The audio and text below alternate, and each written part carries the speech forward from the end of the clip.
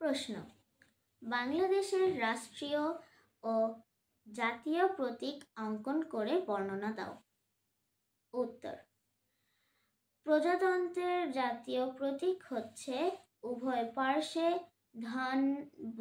ধান শীর্ষ বেষ্টিত পানিতে ভাসমান পুষ্প শাপলা, তাহার শীর্ষে দেশে পাট গাছের 3টি পরস্পর সংযুক্ত পত্র, তাহার উভয় পার্শ্বে 2টি করিয়া তারকা।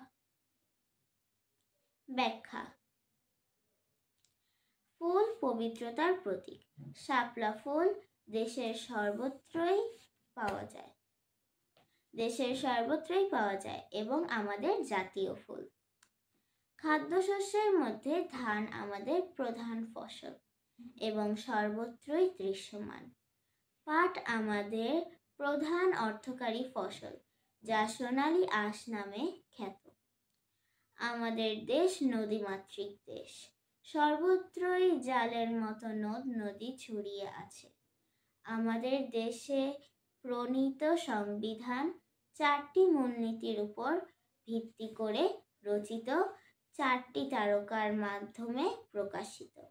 এই সব কিছুর উপর ভিত্তি করে আমাদের জাতীয় প্রতীকের সৃষ্টি হয়। এরকম আরও প্রশ্ন উত্তর শিখতে আমার ভিডিও দেখতে থাকো।